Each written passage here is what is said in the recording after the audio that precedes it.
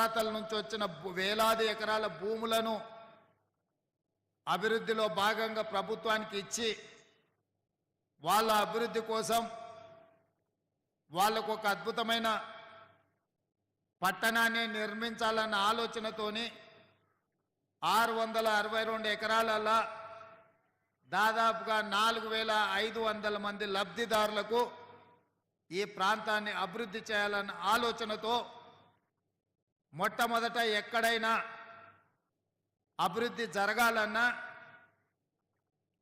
నగరం నిర్మాణం జరగాలన్నా వాళ్ళకి ఇక్కడ విద్యా ఉపాధి అవకాశాలకు సంబంధించి వైద్యానికి సంబంధించిన మౌలిక వసతులను ఏర్పాటు చేయాల్సిన బాధ్యత ప్రభుత్వం మీద ఉన్నది. అందుకే ఈరోజు యంగ్ ఇండియా స్కిల్స్ యూనివర్సిటీ బిల్లును శాసనసభలో ఆమోదం పొంది సరాసరి అక్కడి నుంచి ముచ్చర్ల ప్రాంతంలో బ్యాగరికంచె దగ్గర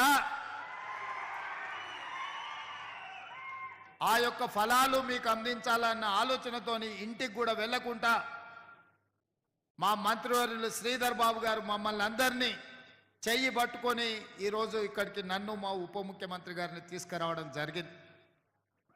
ఎందుకు అంటే ఆ బిల్లును ఆమోదింపజేసుకొని తెలంగాణ ఉద్యమమే నిరుద్యోగ సమస్య, తెలంగాణ రాష్ట్ర సాధనలో అత్యంత క్రియాశీలక పాత్ర పోషించింది నిరుద్యోగ యువకులు. మరి ఇవాళ ప్రతి సంవత్సరం ఒక ఇంజనీరింగ్లోనే 1,00,000 మంది విద్యార్థులు బయటకు వస్తున్నారు, పట్టా తీసుకొని బయటకు వస్తున్నారు. కానీ వారికి నైపుణ్యత లేకపోవడం వల్ల నిరుద్యోగ యువకులుగా ఈరోజు వాళ్ళు కాలం వెల్లదీస్తున్నారు.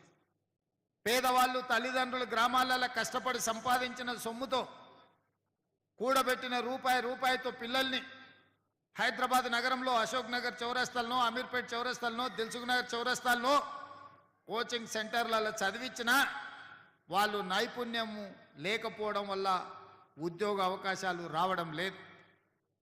ఇవాళ తెలంగాణ ఉద్యమ స్ఫూర్తితోటి తెలంగాణ రాష్ట్రంలో పట్టాలు పొందిన పట్టభద్రులు కాదు, నైపుణ్యం పొందిన శిక్షణ కలిగిన ఈరోజు సుశిక్షితులైన స్కిల్ డెవలప్మెంట్ యూనివర్సిటీలో ఉజ్వల భవిష్యత్తు కోసం విద్యార్థులను తీర్చిదిద్దాలన్న ఆలోచన ఈ ప్రభుత్వం చేసింది.